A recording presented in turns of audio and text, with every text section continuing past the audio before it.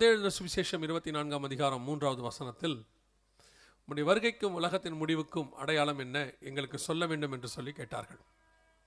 நாம் அறிந்திருக்கிறபடி இந்த உலகத்தில் ஒரே ஒருத்தர் மட்டும்தான் திரும்பி வருவேன் என்று சொல்லிவிட்டு போயிருக்கிறார்.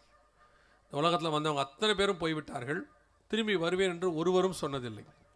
ஒரே ஒருத்தர் மட்டும்தான் சொன்னார், நான் திரும்பி வருவேன் என்று. அவர் நம்முடைய ஆண்டவராக இயேசு கிறிஸ்து ஒருவர் மட்டுமே. அல்லேலூயா. நம்முடைய விசுவாசம் அதன் அடிப்படையில் தான் இருக்கிறது.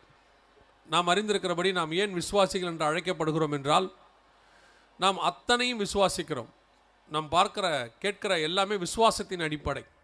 இயேசு கன்னியின் வயிற்றில் பிறந்தார் என்பதை நாம் விசுவாசிக்கிறோம். இயேசு கிறிஸ்துவின் ரத்தம் நம்முடைய பாவத்தை மன்னிக்கிறது என்பதை நாம் விசுவாசிக்கிறோம். இயேசு 3ஆம் நாள் உயிரோடு கூட எழுந்தார் என்பதை நாம் விசுவாசிக்கிறோம். இயேசு திரும்பி வருவார் என்பதை நாம் விசுவாசிக்கிறோம். அல்லேலூயா. விசுவாசின் அடிப்படையில் தான் நம்முடைய எல்லாமே அமைந்திருக்கிறது. அப்படி இருக்கும் பொழுது திருச்சபையும் அதன் அடிப்படையில் தான் இருக்கிறது. அதனால தான் நீங்கள் திருச்சபையினுடைய பிரதான உடன்படிக்கை, கம்யூனியன், திருவிருந்து என்று சொல்லுகிறோம். அதை எடுக்கும் பொழுது நாம் என்ன சொல்லுகிறோம்? நான் வருமளவும் என்னை நினைவு கூறும்படி இதை செய்யுங்கள் என்றார். அந்த உடன்படிக்கையானது இயேசு வருகிற வரைக்கும் தான் இருக்கும். அப்போ அந்த உடன்படிக்கை நாம் எடுக்கும் பொழுது அதனுடைய ஒரு விசுவாசம் என்னவென்றால், அவர் வருகைக்கு நான் காத்திருக்கிறேன் என்று சொல்லி அர்த்தம். நம்முடைய வேதாகமத்தினுடைய முடிவும் எப்படி முடிகிறது என்று சொன்னால், ஆவியும் மனவாட்டியும் வா என்பார்களாக. அப்படி இருக்கும் பொழுது இந்த இயேசு கிறிஸ்துவினுடைய வருகை அதிக நிச்சயம். காரணம் ஒன்றே ஒன்றை நான் சொல்லுவேன், இயேசு சொன்ன வார்த்தைகளில் ஒன்று கூட தவறி போகவில்லை. இதுவரைக்கும் அவர் சொன்ன வார்த்தைகளில் ஒன்று கூட தவறி போகவில்லை. இன்னும் சொல்ல போனால், முழு வேதாகமத்தில் 66 புஸ்தகத்தில் இருக்கக்கூடிய ஒரு வசனத்தையாவது, வசனத்தின் உறுப்பையாவது தவறு என்று இதுவரைக்கும் நிரூபிக்கப்படவே இல்லை. உலகத்திலே ஒரே ஒரு புஸ்தகம்தான் அதிகமாக சோதனைக்கு உட்படுத்தப்பட்டிருக்கிறது. அந்த ஒரு புஸ்தகம் பரிசுத்த வேதாகமம். அந்த ஒரு புஸ்தகம் தான் இதுவரைக்கும் ஒரு முறை கூட தோல்வி அடையாத புஸ்தகம்.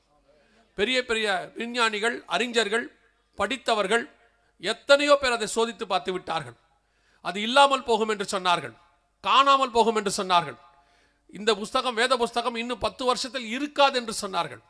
அப்படி சொன்னவர்கள் எல்லாம் காணாமல் போய்விட்டார்கள். இன்னும் கர்த்தருடைய வார்த்தை ஜீவன் உள்ளதாக இருக்கிறது. வானமும் பூமியும் ஒளிந்து போனாலும் கர்த்தருடைய வார்த்தை ஒரு நாளும் ஒளிந்து போகாது.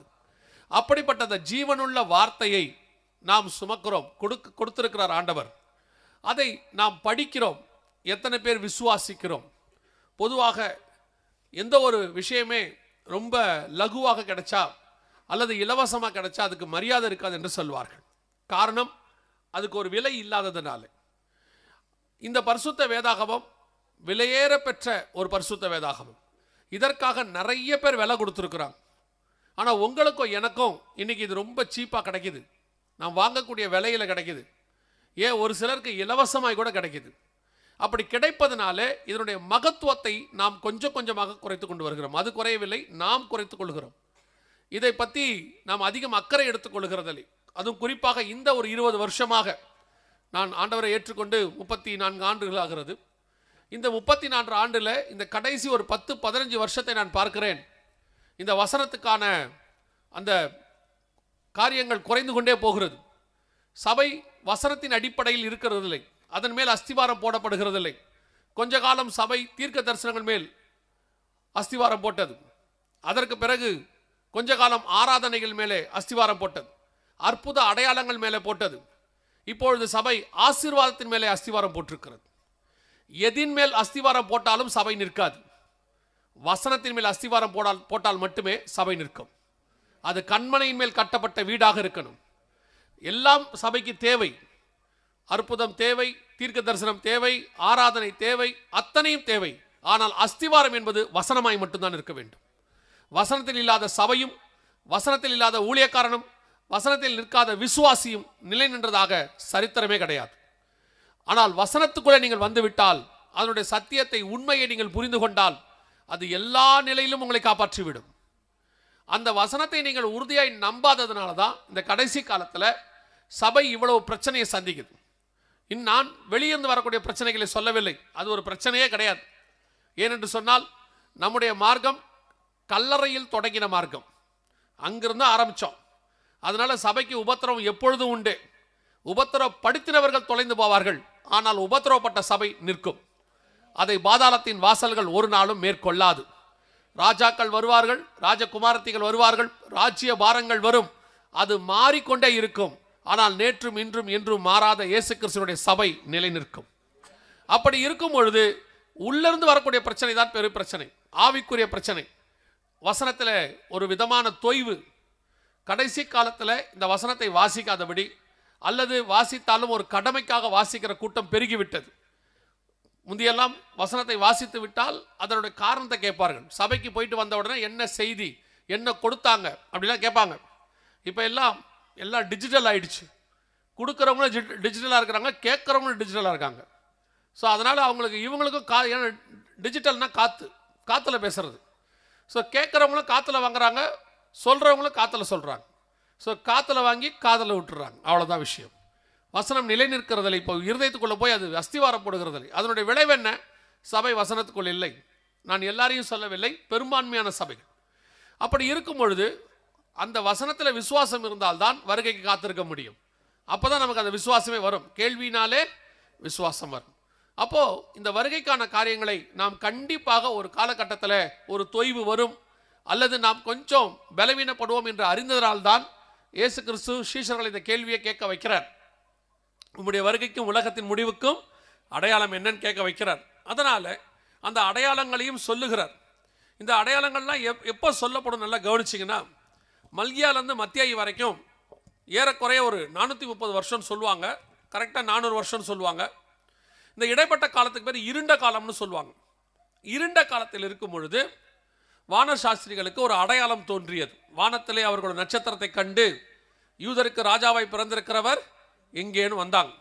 அப்போ இந்த அடையாளம் எப்போ தேவைப்படும்னா, வசனம் இல்லாமல் ஒரு இருண்ட காலம் இருக்கும் போது ஜனங்கள் அப்படியே ஒரு இருளுக்குள்ளே இருக்கும் பொழுது அவர்களுக்கு எந்த விதத்தில் ஆண்டவர் பேசுவார்னா அதில் ஒரு விதம் அடையாளங்களை கொண்டு பேசுவது. அதே மாதிரி தான் இந்த கடைசியாக சில வருஷங்களாக சபை ஒரு இருண்ட காலத்துக்குள் போய் கொண்டிருக்கிறது. வசனம் ரொம்ப குறைவாக இருக்கிற காலத்துக்கு போகிறதுனால இப்போ ஆண்டவர் என்ன பண்ணுறாரு, தம்முடைய அற்புதங்களினாலும் அடையாளங்களினாலும் வேத வாக்கியத்தை உறுதிப்படுத்தினார்னு இருக்கு மார்க்கில். அதன் அடிப்படையில் இப்பொழுது அடையாளங்களை ஆண்டவர் வைத்திருக்கிறார். இந்த அடையாளங்களை எல்லாம் பார்க்கும் பொழுது ஒரு கூட்டம் அவருடைய வருகைக்கு ஆயத்தப்படும். இந்த அடையாளங்கள் என்ன சொல்லுகிறது என்றால், வசனம் என்ன எழுதி கொடுத்தாரோ அது உண்மை, அது தீர்க்க தரிசனம். 2000 வருஷத்துக்கு முன்னாடி சொன்னதெல்லாம் இப்போ கண்ணுக்கு முன்னாடி நடக்கிறத நீங்கள் பார்க்கும் பொழுது, ஆமாம் இந்த வசனம் எல்லாம் உண்மைதான், கர்த்தர் சொன்னபடியே துல்லியமாய் நடக்குது அப்படின்னு நாம் அந்த வருகைக்கு ஆயத்தப்படுவதற்கு தான் இந்த அடையாளங்கள் கொடுக்கப்படுது. அதனால தான் சீஷர்கள் அடையாளங்களை கேட்கிறார்கள். இயேசுவும் கொடுக்க மாட்டேன்னு சொல்லலை, அவர் அடையாளங்களை சொல்லுகிறார். அந்த அடையாளங்கள் பல விதமாக இருக்கிறது. சிலது வெளியரங்கமாக இருக்கிறது. இப்போ கொள்ளை நோய்கள், பஞ்சங்கள், பூமி எதிர்ச்சிகள் இதெல்லாம் வெளியரங்கமாக இருக்கிறது. சிலது தியானிக்க வேண்டியதாக இருக்கிறது. அத்திமரத்தினால் ஒரு ஓமையை கற்றுக்கொள்ளுங்கள். அதை 24 தான் சொல்றேன், 32, 33 இருக்கிறது. அத்திமரத்தினால் ஒரு ஓமையை கற்றுக்கொள்ளுங்கள், அதில் இளங்கிளை தோன்றி துளிர் விடும் பொழுது வசந்த காலம் சமீபமாயிற்று என்று அறிவீர்கள். அப்படியே இவைகளையெல்லாம் நீங்கள் காணும்போது அவர் வாசலருகே வந்திருக்கிறார் என்று அறிவீர்கள். இந்த வசனம் என்ன சொல்லுதுன்னா, வெளிப்படையா அடையாளத்தை சொல்லலை. முதல்ல 4வது வசனத்திலிருந்து 8வது வசனம் வரைக்கும் 24 வாசிச்சிங்கன்னா வெளிப்படையா அடையாளங்களை சொல்லுது. யுத்தங்களையும் யுத்தங்களின் செய்திகளையும் கேள்விப்படுவீர்கள், ஜனத்துக்கு விரோதமாய் ஜனம், ராஜ்யத்துக்கு விரோதமாய் ராஜ்யம், இதெல்லாம் அப்படியே இருக்கு. அதே நேரத்தில் போக போக பின்னாடி வர வர வர பாழாக்கும் அருவருப்பை குறித்து தானியேல் தீர்க்கதரிசி சொல்லி இருக்கிறானே, வாசிக்கிறவன் சிந்திக்க கடவன், இதெல்லாம் தியானிக்கணும். இது வெளியரங்கமா இல்லை. இன்னும் கொஞ்சம் போக போக ஓமையா பேசுறாரு 32, 33. அப்ப அந்த ஓமை என்பது பரலோகராஜ்யத்தின் ரகசியம் என்று மத்தேயு 13, 10, 11 வசனம் சொல்லுகிறது. அப்படி அந்த ஓமைக்கு பின்னாடி இருக்கிற ரகசியத்தை நாம் பார்க்கும் பொழுது, அதனுடைய காரியங்களை புரிந்து கொள்ளும் பொழுது இன்னும் நாம் வருகைக்கு ஆயத்தப்படுவோம். ஏன்னா இதெல்லாமே அதுக்கு சொன்ன பதில். அந்த மத்தேயு 24:3 சீஷர்கள் கேட்ட கேள்விக்கான பதில் தான் அங்கே இருக்கிறது. ஒவ்வொன்றுமே இயேசு சொல்ற பதில் தான். எதுக்கான பதில்? வருகைக்கான முடிவுக்கான அடையாளம். அப்போ ஒரு அடையாளம் என்ன அங்கே சொல்லுது, தியானிக்க வேண்டிய அடையாளம் அல்லது பரலோக ராஜ்யத்தினுடைய அடையாளம் என்னன்னு கேட்டீங்கன்னா, அத்திமரத்தினால் ஒரு ஓமையை கற்றுக்கொள்ளுங்கள், அதில் இளங்கிளை தோன்றி துளிர் விடும் பொழுது வசந்த காலம் சமீபமாயிற்று என்று அறிவீர்கள். அப்படியே இவைகளையெல்லாம் நீங்கள் காணும்போது அவர் வாசலருகே வந்திருக்கிறார் என்று அறிவீர்கள். இந்த ஓமை என்று சொன்னால் பரலோகத்தின் ரகசியம் என்று சொல்லி நாம் பார்த்தோம் மத்தேயு 13, 10, 11. அப்போ இந்த அத்திமரத்தினால் ஒரு ஓமையை கற்றுக்கொள்ளுங்கள், அதுக்குள்ள என்ன பரலோகத்தின் ரகசியம் இருக்கிறது என்று சொன்னால், இந்த அத்திமரம் என்பது எதற்கான ஒரு அடையாளமாக இருக்கிறது என்று சொன்னால் இஸ்ரவேல் தேசத்திற்கு அடையாளமாக இருக்கிறது. எரேமியாவின் புத்தகம் 24ஆம் அதிகாரம் 5வது வசனத்தில் ஆண்டவர் சொல்லுகிறார், நான் இவ்விடத்துக்கு கொண்டு வந்த யூதர்களை நல்ல அத்தி பழத்திற்கு ஒப்பிடுவேன். அதே மாதிரி லூக்கா எழுதின சுவிசேஷம் 13ஆம் அதிகாரத்தில் அவர் திராட்சை தோட்டத்தில் ஒரு அத்தி மரத்தை நட்டார். மத்திய 21ஆம் அதிகாரத்திலையும் நீங்கள் வாசிக்கும் பொழுது வசனம் சொல்லுது, அவர் ஒரு அத்தி மரத்தை கண்டு அதை சபித்தார். அப்ப இந்த அத்தி மரம் என்பதெல்லாம் எதை குறிக்கிறது என்று சொன்னால் இஸ்ரவேல் தேசத்தினுடையதான அந்த அமைப்பு, ஜியோகிராபிக்கல் என்று சொல்வார்கள், இஸ்ரவேல் தேசத்தை குறிக்கிறது. திராட்சை தோட்டம் என்பது இஸ்ரவேலுடைய வம்சத்தை குறிக்கிறது. ஏசாயா புத்தகம் 5ஆம் அதிகாரம் 2வது வசனத்தில், இதோ மகா செழிப்பான மேட்டிலே எனக்கு ஒரு திராட்சை தோட்டம் உண்டு என்று வேதம் சொல்கிறது. அந்த திராட்சை தோட்டம் யார் என்றால், அதே தொடர்ந்து நீங்கள் வாசித்துக் கொண்டு வரும்போது இஸ்ரவேலின் வம்சமே, யூதா மனுஷரே என்று சொல்லுகிறது. இந்த அத்திமரத்துக்கு என்ன அடையாளம் என்றால் இஸ்ரவேல் தேசம் என்று அடையாளம். இஸ்ரவேல் தேசத்தை குறித்து ஆண்டவர் ஒரு ஓமை, ஒரு பரலோகத்தின் ரகசியத்தை சொல்லுகிறார். என்ன சொல்லுகிறார்? அது கடைசி காலத்தில் துளிர்விடும், உருவாகும், அதற்கு இளங்கிளை தோன்றி. இளங்கிளை என்று சொன்னால் ஏசாயா புத்தகம் 11ஆம் அதிகாரம் 1வது வசனத்தின்படியும் சகரியாவின் புத்தகம் 4வது வசனத்தின்படியும் 4ஆம் அதிகாரத்தின்படியும் இளங்கிளை என்பது இயேசு கிறிஸ்து அல்லது ஒரு ராஜாவை குறிக்கிறதான ஒரு காரியம்.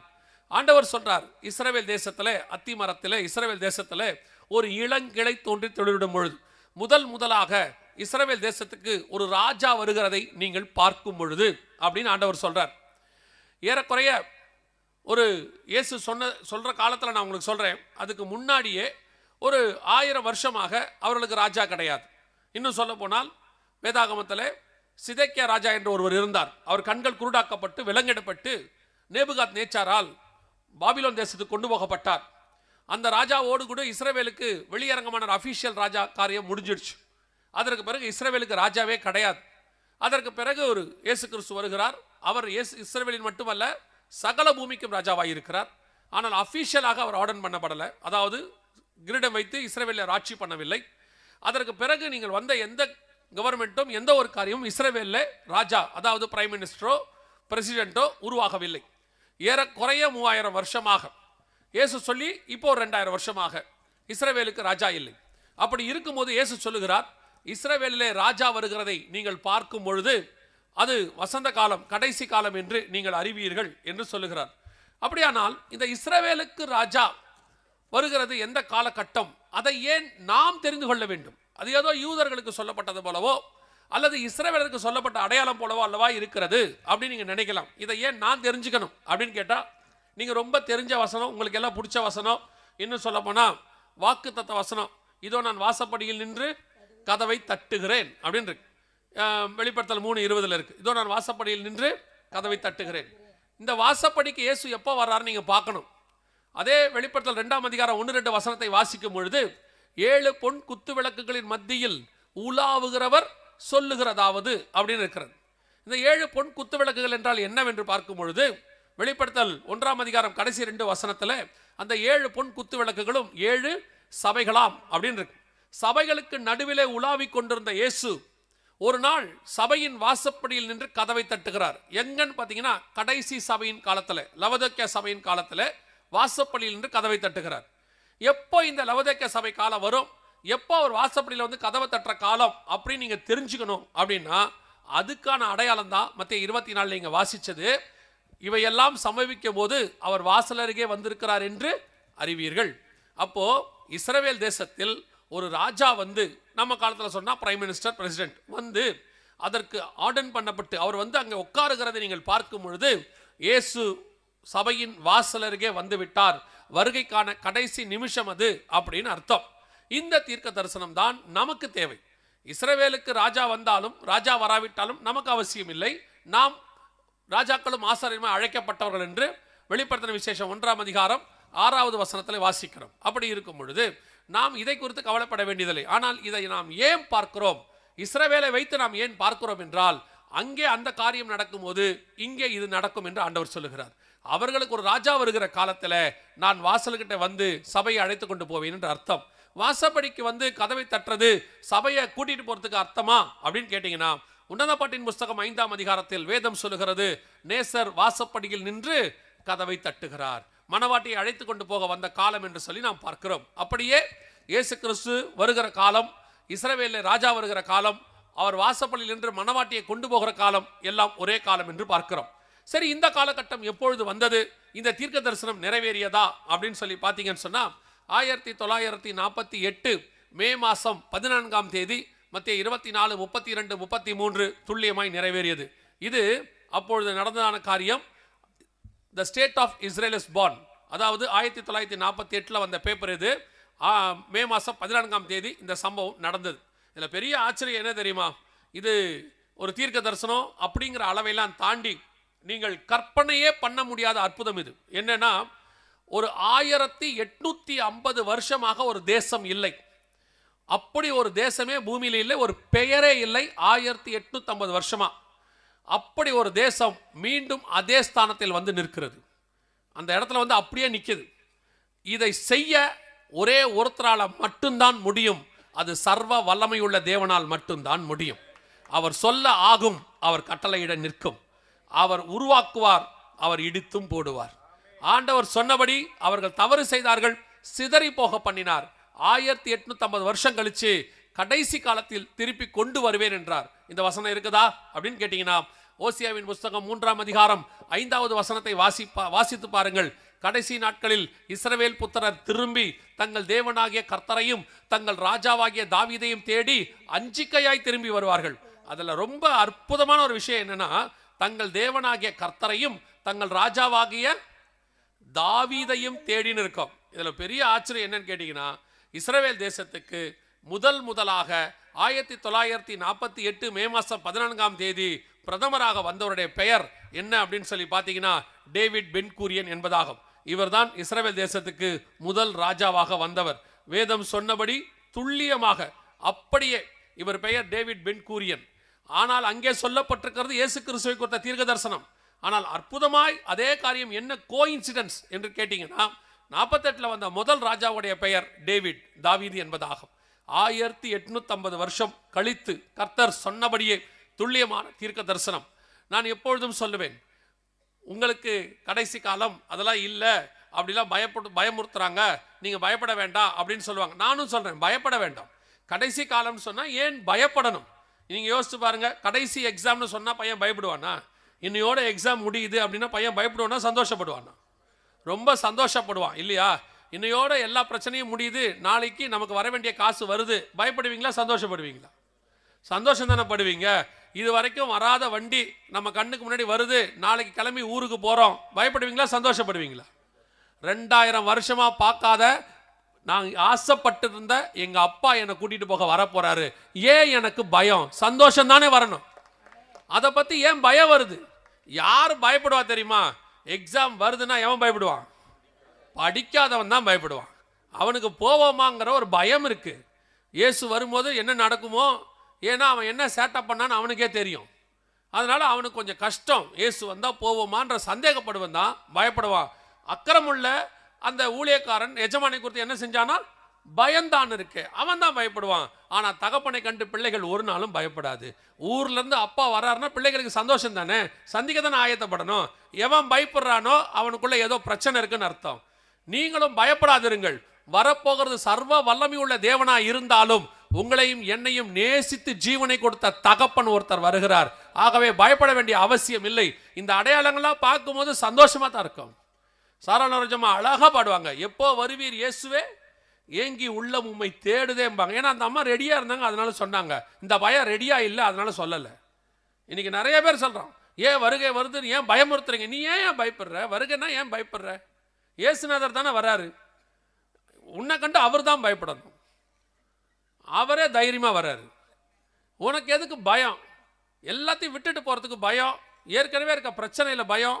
ஏற்கனவே நிறைய காரியம் செஞ்சு வச்சிருக்காங்க தலைக்கு மேல, அதெல்லாம் கண்டு பயம். அதனால விசுவாசிகள் பயப்படாதிருங்கள், நம்முடைய அப்பா வரார். அப்போ 2000 வருஷத்துக்கு முன்னாடி சொன்ன தீர்க்க தரிசனம் யாராவது இது கடைசி காலம்லாம் இல்லைன்னு சொன்னாங்கன்னா நீங்க நம்பவே நம்பாதீங்க. அதுக்கு ஒரே ஒரு அடையாளம், மண்ணோட மண்ணா போய் எசேக்கியேல் புஸ்தகம் 37ஆம் அதிகாரம் நீங்கள் 1, 2, 3 வசனங்களை வாசித்து பாருங்கள். உலர்ந்த எலும்புகள் உயிரடையுமான்னு ஆண்டவர் கேட்கிறார். எல்லாருக்கும் தெரிஞ்ச ஒரு வேத பகுதி தான் இது. யாரை பத்தின தீர்க்க தரிசனம் கேட்டீங்கன்னா, கிட்டத்தட்ட இஸ்ரவேல் ஜனங்கள் அடையாளங்களை தொலைத்து தங்கள் யார் என்பதை மறைந்து எல்லாத்தையும் இழந்து உலர்ந்த எலும்புகள். நீங்க பார்த்துருப்பீங்க, ஒரு மனுஷனை இப்படி எங்களெல்லாம் உட்கார வச்சிருக்காங்க, இப்படி உட்கார வச்சிருக்கோம், நாங்கள் யாருங்கிறத நீங்க கண்டுபிடிச்சிருவீங்க. ஏன்னா எங்க முகத்துக்கு மேல இருக்கிற சதையும் இந்த சாயலும் தான் காரணம். எல்லாரும் ஒரு நாள் மரித்து புதைச்சாச்சுன்னா 100 வருஷம் கழிச்சு தோண்டி எடுத்தா இதுல எது எம்டி ஜெகன் எலும்புன்னு உங்களால் கண்டுபிடிக்க முடியாது. அதே மாதிரி தான் இஸ்ரவேல் ஜனங்கள் உலர்ந்த எலும்புகள் ஆயிட்டாங்க. அதோட அர்த்தம் என்னன்னா, அடையாளங்கள் தொலைஞ்சு போச்சு. அவங்க ஒரு நாட்டுக்குள்ளேயும் போய் காணாமல் போயிட்டாங்க. ரஷ்யாவுக்கு போனவன் ரஷ்யன் ஆயிட்டான், ஜெர்மனிக்கு போனவன் ஜெர்மன்காரன் ஆயிட்டான். 1850 வருஷம் மொழி போச்சு, இனம் போச்சு, எல்லாம் போச்சு. ஆண்டவர் சொல்றாரு, அப்படி உலர்ந்த எலும்புகள் ஆயிட்டாங்க, இவங்க திரும்பி உருவாகி நிற்பாங்களா? அதே அதிகாரம் 37 எசேக்கியேல் 10:11 சொல்றாரு, அவர்கள் உயர்த்து ஒரு சேனையாய் நின்றார்கள். அப்படி உருவாகுவாங்களா அப்படின்னு கேட்டா எசேக்கியேல்ட்ட சொல்றார் ஆண்டவர், நீ தீர்க்க தரிசனம் உரை, அவர்கள் உருவாகுவார்கள்.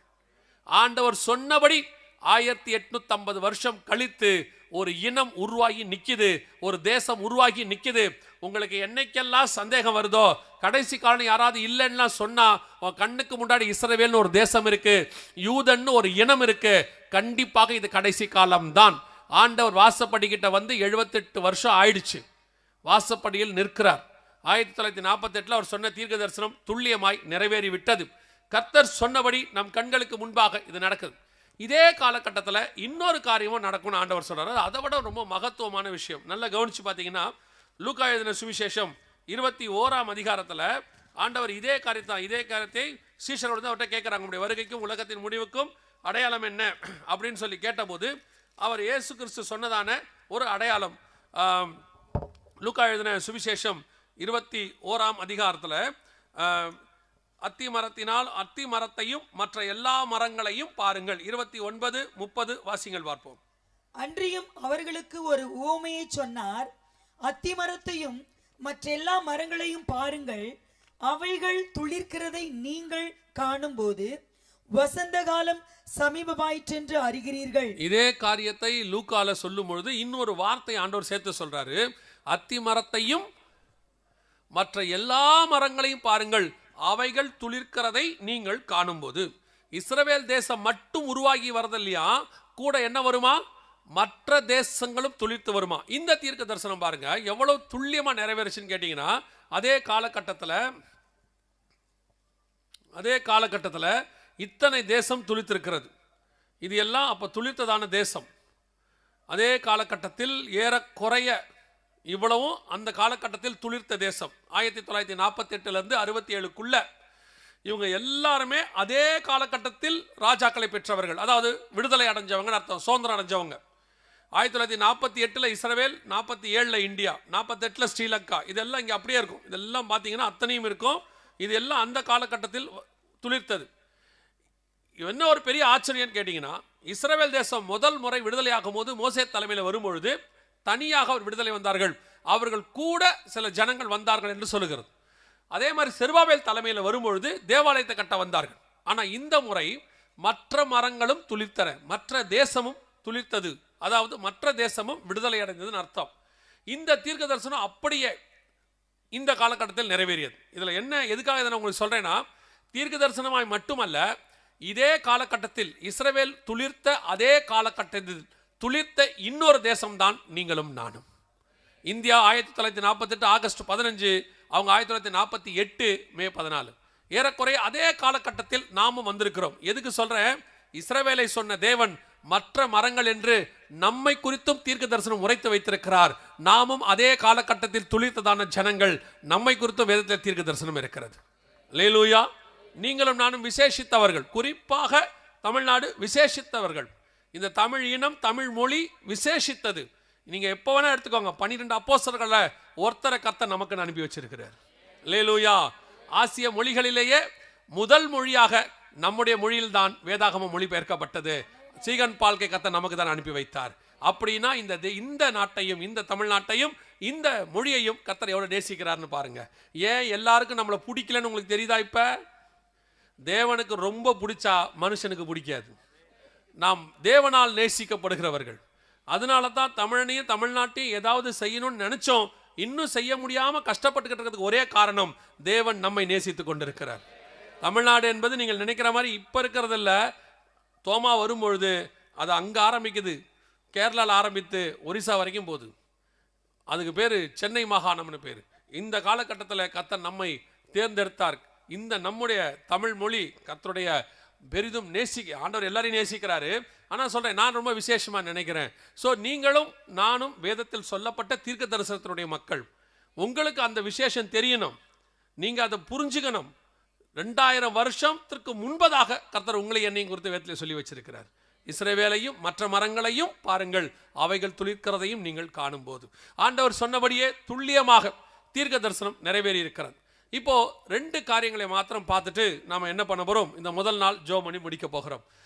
ரெண்டாவது காரியம் என்ன, ஃபர்ஸ்ட் நம்ம அடுத்த 2 காரியத்தில் முதல் என்ன பார்க்க போறோம் அப்படின்னு கேட்டீங்கன்னா, இஸ்ரவேல் தேசம் என்று சொல்லும் பொழுது நிறைவேறின ஒரு தீர்க்க தரிசனம் நம் காலகட்டத்தை சார்ந்துதான் இருக்கிறது. குறிப்பா நம்ம இப்போ உட்கார்ந்து இருக்கிற இந்த ஜெனரேஷனுக்கு ஒரு தீர்க்க தரிசனம் இருக்கு.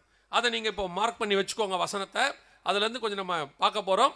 அதோட சில காரியங்களை உங்களுக்கு சொல்ல போறோம். நாங்க வாசிங்க சகரியாவின் புஸ்தகம் 12ஆம் அதிகாரம் 6வது வசனத்தை வாசிங்க. சகரியா 12:6 வாசிங்க. அந்நாளிலே யூதாவின் தலைவரை விறகுகளுக்குள்ளே எரிகிற அக்கினி அடுப்புக்கும் வைக்கோல் கட்டுகளுக்குள்ளே எரிகிற தீவட்டிக்கும் ஒப்பாக்குவேன். அவர்கள் வலதுபுறமும் இடதுபுறமுமாக புறப்பட்டு சுற்றிலும் இருக்கிற எல்லா ஜனங்களையும் பட்சிப்பார்கள். எருசலேம் திரும்பவும் தன் ஸ்தானமாகிய எருசலேமிலே குடியேற்றப்பட்டிருக்கும். இந்த தீர்க்க தரிசனம் சகரியாவின் புஸ்தகத்திலே சொல்லப்பட்டது. இது நம் காலகட்டத்துக்குரிய தீர்க்க தரிசனம். இப்போ வேதாகமத்தை எடுத்து பார்த்தவங்க இல்லை எழுதுறவங்களுக்கு சொல்றேன். சகரியா 12ஆம் அதிகாரம் 3 முதல் 6 வசனங்களை என்ன செய்யுங்க, நீங்க மார்க் பண்ணி வச்சுக்கொள்ளுங்க. இது 1967 இந்த 2025 வரைக்கும் இன்னும் அதில் நடக்கும்.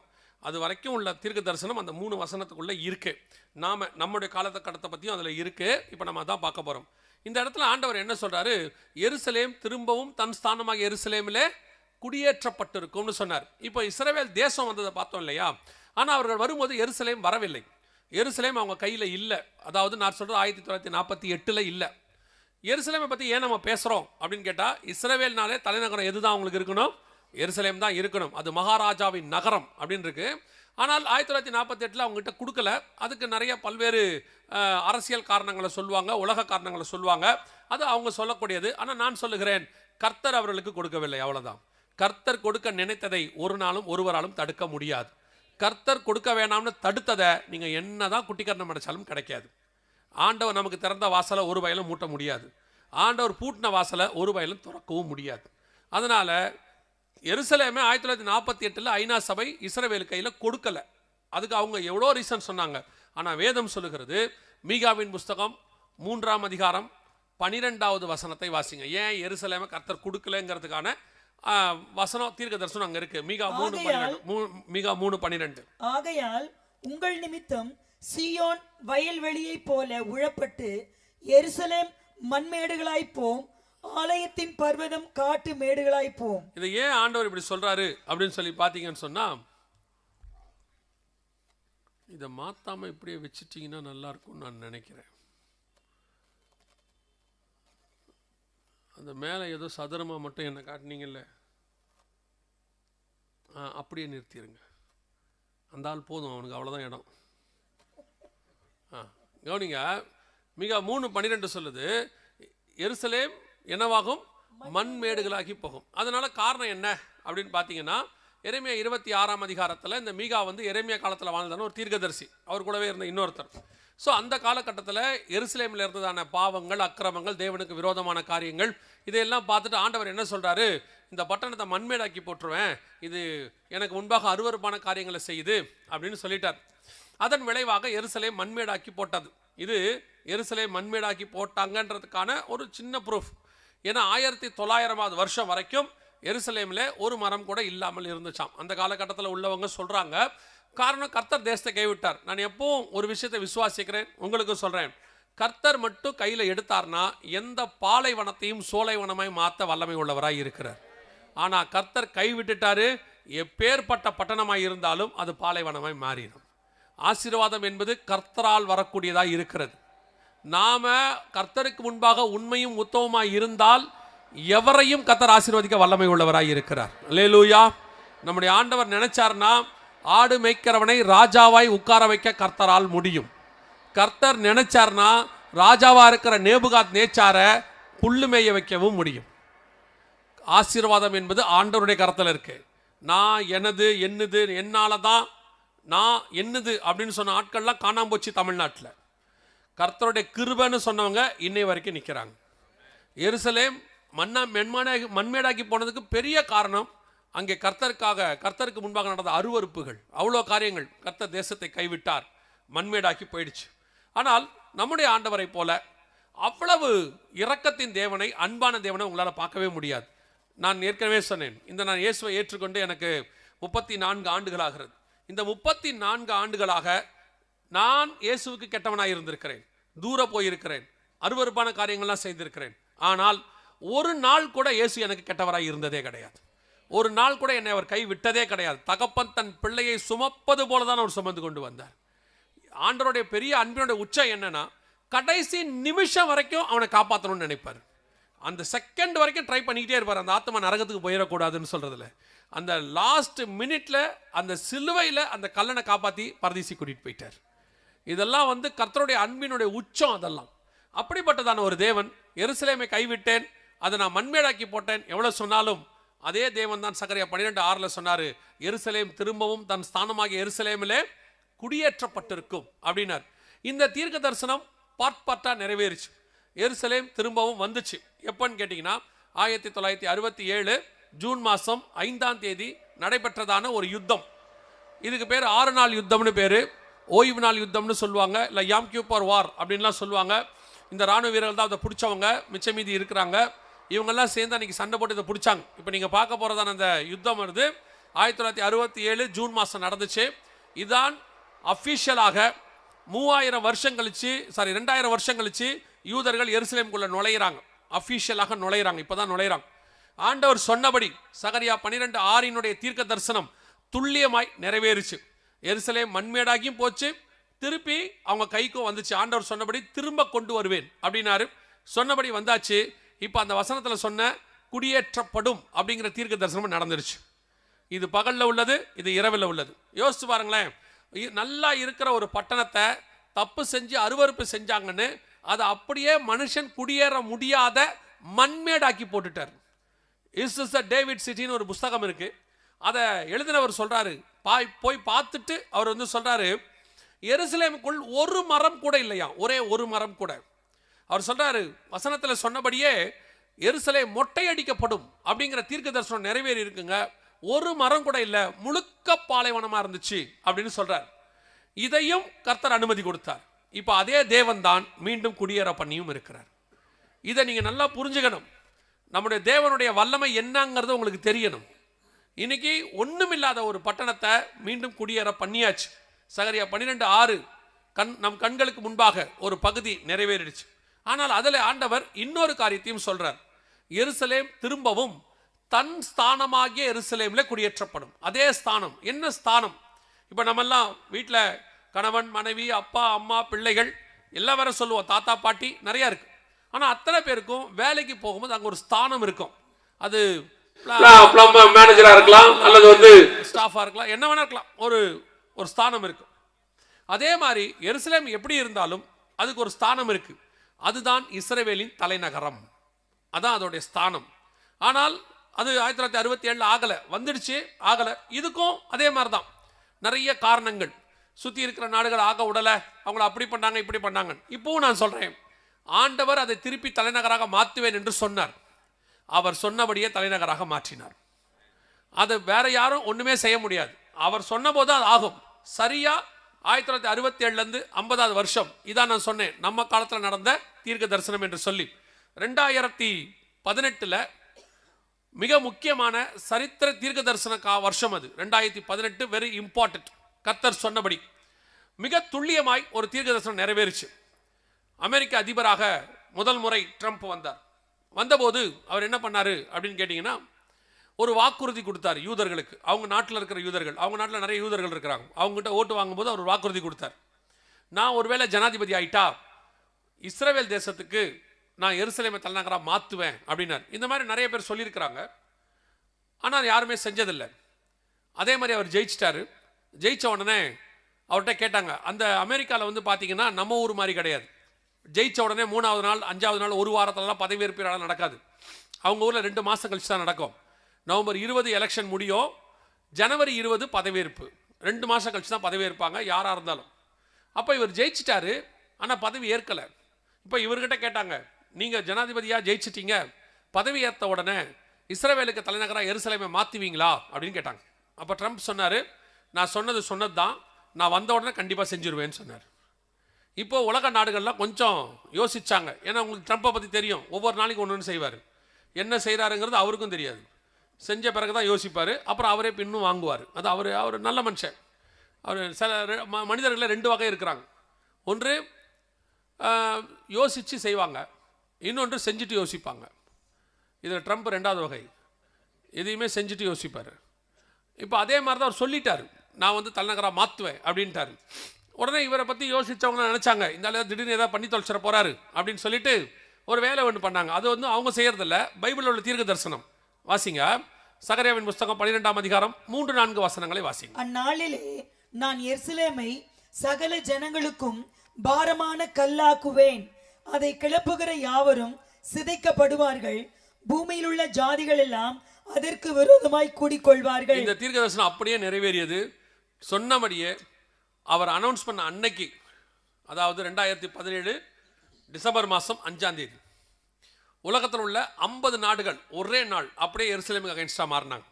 எருசலேமை தலைநகராக மாற்றக்கூடாது அப்படின்னு ஒரு அனௌன்ஸ்மெண்ட் கொடுத்து, ஒரு ஐரோப்பாவில் இருக்கக்கூடிய ஒரு 28 நாடுகளும், அரபு தேசம் ஒரு 22 நாடுகளும் சேர்ந்து 50 நாடுகள் முடியாது அப்படின்னாங்க.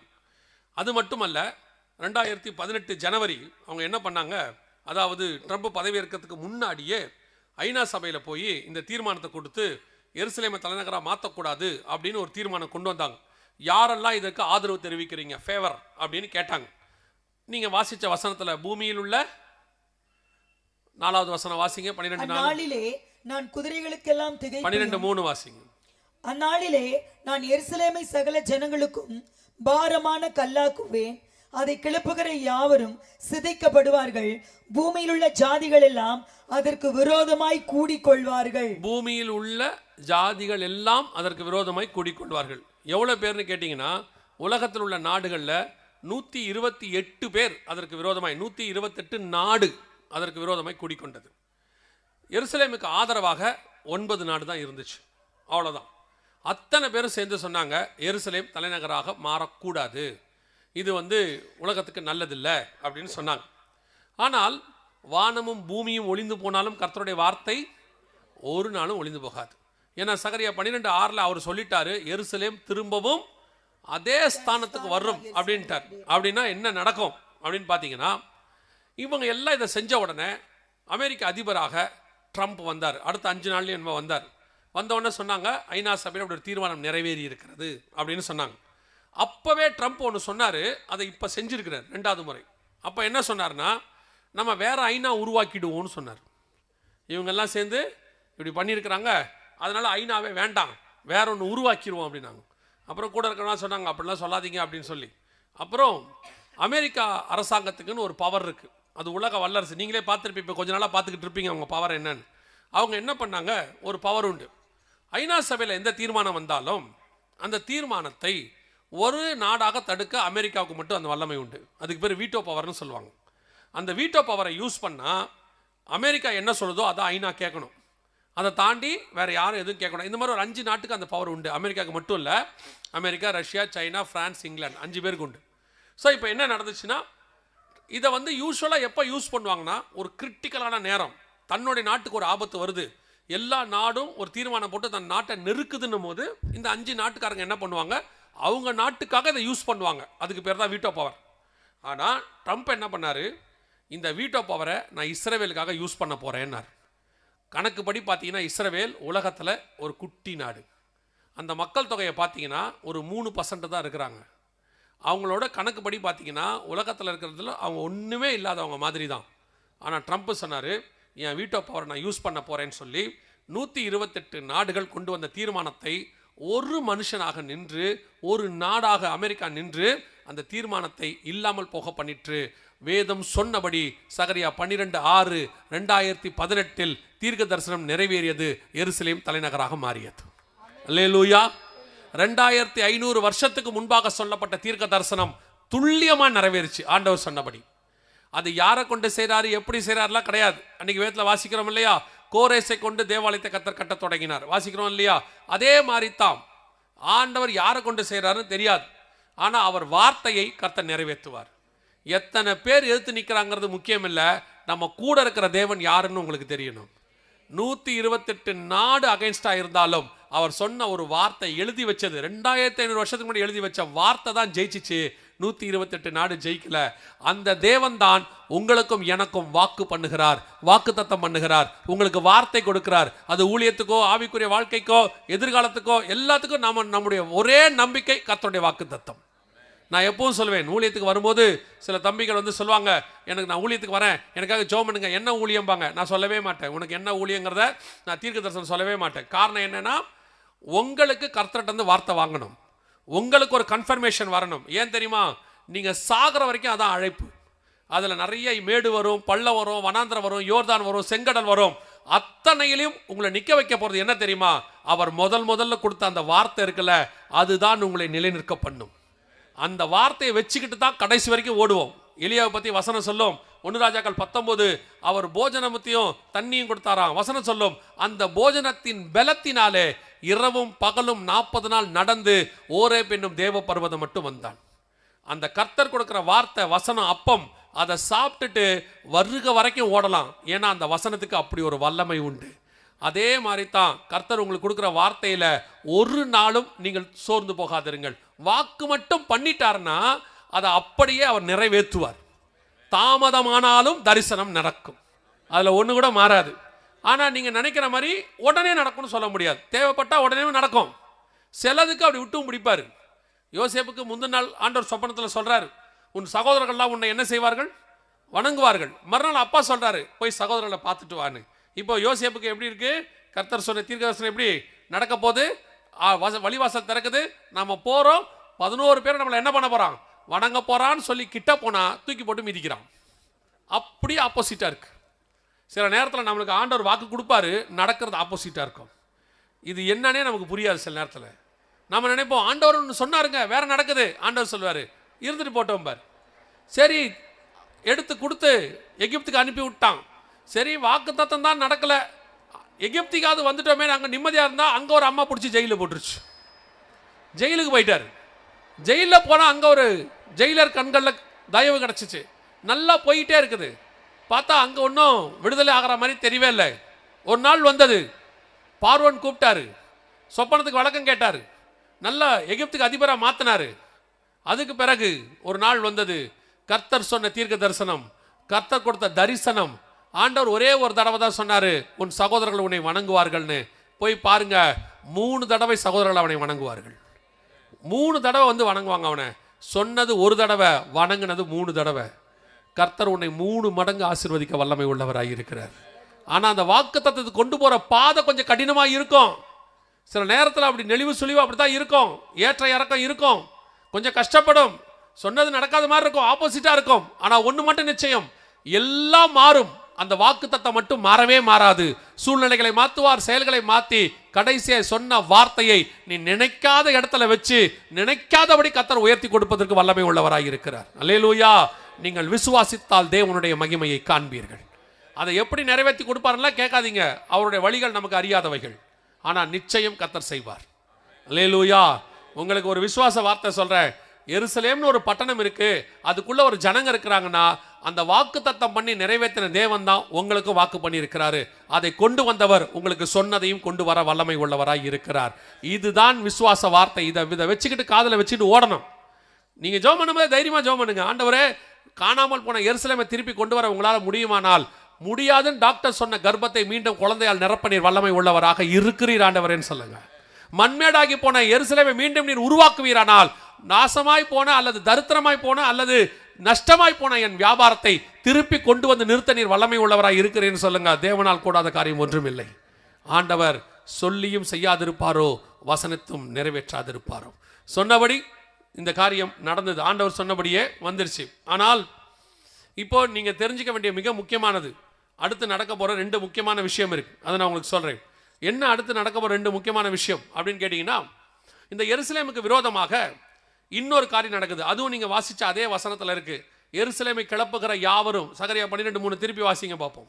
நாளிலே நான் எருசலேமை சகல ஜனங்களுக்குள்ளும் பாரமான கல்லாக்குவேன், அதை கிளப்புகிற யாவரும் சிதைக்கப்படுவார்கள், பூமியில் உள்ள ஜாதிகள் எல்லாம் அதற்கு விரோதமாய் கூடிக்கொள்வார்கள். அதை கிளப்புகிற யாவரும் சிதைக்கப்படுவார்கள். இப்போ எருசலேமை கிளப்புறாங்க. என்னங்க கிளப்புறது அப்படின்னு கேட்டீங்கன்னா, ஐநா சபையில இந்த 2025 லாஸ்ட்ல ஒரு தீர்மானம் போடப்பட்டிருக்கு. எருசலேமுக்கு விரோதமாக 160 நாடுகள் போட்டிருக்கு.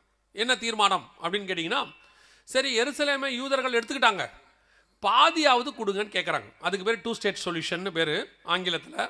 தமிழில் சொன்னோம்னா, ஒரு பட்டணத்தை 2ஆ பிரிங்க, எருசலேமை 2ஆ பிரிச்சுருங்க. ஒரு பாதி ஓல்டு சிட்டி அப்படிங்கிற பகுதியை பாலஸ்தீனர்களுக்கு கொடுத்துருங்க, ஒரு பகுதியை யூதர்களுக்கு கொடுத்துருங்க. எதுக்கு? அவங்க தான் எருசலேம் 2 பேரும் வேணும்னு கேட்குறாங்களே அப்படின்னு. இப்போ பாலஸ்தீனர் என்ன சொல்கிறாங்கன்னா, பரவாயில்ல பாதியாவது கொடுங்கன்னு கேட்குறாங்க. ஆனால் யூதன் என்ன சொல்கிறான்னா, அதெல்லாம் கொடுக்க முடியாது, 1 இன்ச்சு கூட தரமாட்டேங்கிறான். கேட்கறதுக்கு பார்த்தீங்கன்னா கொஞ்சம் கஷ்டமாக இருக்கும்.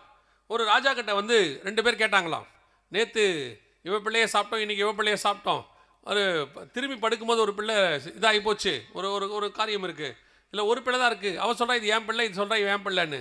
அப்போ ராஜா சொன்னாராம், கத்தியை கொண்டா பிள்ளையை விட்டு ஆளுக்கு பாதியாக கொடுன்னு. அப்போது அந்த ஒரிஜினல் தாய் சொன்னாலாம், இல்லை வெட்ட வேண்டாம், அந்த குழந்தைய அந்த அம்மாட்டே கொடுத்துருங்க, எங்கே இருந்தாலும் என் குழந்தை உயிரோடு இருக்கட்டும். இன்னொருத்தையும் சொன்னாலாம், இல்லை பரவாயில்ல பாதியை வெட்டிடுங்க, ஆளுக்கு பாதி பாதி கொடுத்துருங்கன்னு. பெற்றவனுக்கு தானே உண்மை தெரியும், மற்றவன் பாதியாக தான் கேட்பான், அது சொந்தக்காரன் தான் மொத்தமாக கேட்பான். இப்போ யூதன் கேட்குறான் மொத்தமாக, அவன் கேட்குறான் பாதி. இது நான் சொன்னது பைபிளில் உள்ள சம்பவம், அதே தான் இப்போவும் நடக்குது. அவன் சொல்கிறான். ஆனால் இப்போ உங்களுக்கு ஒரு சந்தேகம் வரும், ஏன்னா நீங்கள்லாம் வந்து பைபிளை விட டிவி நிறைய பார்க்குறவங்க இவங்க. ஸோ டெய்லி உட்காந்து டிவி பார்க்கும்போது அதில் 4 பேராக பேசுவாங்க. அதில் ஒரு சிலர் இந்த எருசலேமுக்காகவும் பேசுவாங்க. அது அவங்க என்ன டாபிக் எடுக்கிறாங்களோ அந்த டாபிக் அன்றைக்கி பேசுவாங்க உட்காந்துட்டு. அதில் எருசலேமுக்கே போகாத கூட உட்காந்து பேசுவோம். அவங்க என்ன சொல்லுவாங்கன்னா, ஏங்க பாதி தானங்க கேட்குறாங்க, கொடுத்துட்டா என்ன, எதுக்கு இந்த யூதர்கள் அடம் பிடிக்கிறாங்க? அதை உட்காந்து அவங்க பேசுகிறத கேட்கும்போது, பாயிண்டெல்லாம் கேட்கும்போது உங்களுக்கு எப்படி இருக்குன்னா, நியாயமாக தான் படும். பாதியை கொடுத்துட்டா சண்டை ஓஞ்சிருமே, ஓயாது சண்டை. அவங்க பக்கத்து நாட்டில் இருக்கும்போதே சண்டை போட்டுக்கிட்டு இருக்கிறாங்க. ஒரு பட்டணத்துக்குள்ளே 2 பேர் இருந்தால் என்ன ஆகும்? இன்னும் ஜாஸ்தி தான் ஆகும். சண்டைலாம் பிரச்சனைகள்லாம் அதெல்லாம் முடிவுக்கெலாம் வராது. இதுக்கு முன்னாடி எத்தனையோ ஒப்பந்தம் போட்டு எதுவுமே முடிவுக்கு வரல. ஸோ அதனால் முடிவுக்கு வராது. இப்போ உங்களுக்கே சந்தேகம் வரும், ஏன் எருசலேமை பாதியாக கொடுத்தா என்ன அப்படின்னு கேட்டிங்கன்னா, இந்த எருசலேமை பற்றின சில 4 வசனங்கள் இருக்குது. அதை நீங்கள் தெரிஞ்சு வச்சுக்கோங்க. எருசலேம் எவ்வளவு முக்கியம், யாருக்கு சொந்தங்கிறது உங்களுக்கு தெரியணும். முதலாவதாக வாசிங்க, ஆதியாகமத்தின் புஸ்தகம் 14ஆம் அதிகாரம் 18வது வசனத்தை வாசிங்க. 14-18 வாசிங்க. அன்றியும் உன்னதமான தேவனுடைய ஆசாரியனாய் இருந்த சாலேமின் ராஜாவாகிய மெல்கிசேதேக்கு அப்பமும் திராட்சரசமும் கொண்டு வந்து அவனை ஆசீர்வதித்து, வானத்தையும் பூமியும் உடையவராகிய உன்னதமான தேவனுடைய ஆசீர்வாதம் ஆபிரகாமுக்கு உண்டாவதாக. இது மெல்கிசேதேக்கு யாருன்னு கேட்டீங்கன்னா, சாலேமின் ராஜாவாகிய அப்படின்னு இருக்கு. இந்த சாலேம் தான் எருசலேம். சாலேம்னா சமாதானம், எருசலேம்னா சமாதானத்தின் நகரம் அப்படின்னு அர்த்தம். அந்த ராஜா அப்போவே வந்து ஆபிரகாமோடு கூட உடன்படிக்கை பண்ணிட்டாரு, அப்பமும் ரசமும் கொடுத்துட்டாரு, ஆசீர்வதிச்சிட்டாரு.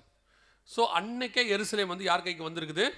ஆபிரகாமுக்கு. ஆனால் என்ன சொல்லுவாங்கன்னா, அவர் வந்தார், அப்போ ரசம் கொடுத்தாரு, எருசலேமை கையில் கொடுத்தாரா அப்படின்னு கேட்டிங்கன்னா, 15ஆம் அதிகாரம் ஆதியாகமத்தின் புஸ்தகம் கடைசி வசன வாசிங்க.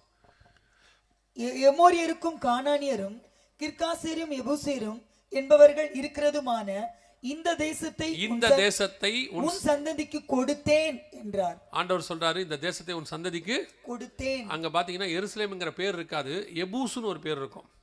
இந்த எபூசுனா என்ன தெரியுமா? நியாயாதிபதிகளின் புஸ்தகம் 19ஆம் அதிகாரம் 10வது வசனம் வாசிங்க. நியாயாதிபதிகள் 19:10 வாசிங்க.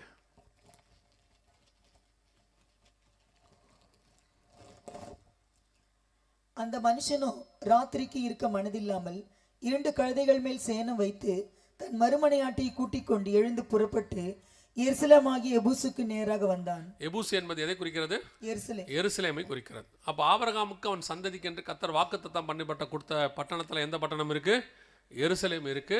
ஆதியாகமம் 15ஆம் அதிகாரம் கடைசி வசனத்தின் படி இப்போ அடுத்த கேள்விக்கு வந்துடுவாங்க. சரி, ஆபிரகாமுக்கு கொடுத்தாருன்னு ஒத்துக்கிறோம், சந்ததி கொடுத்தாருன்னு ஒத்துக்கிறோம்.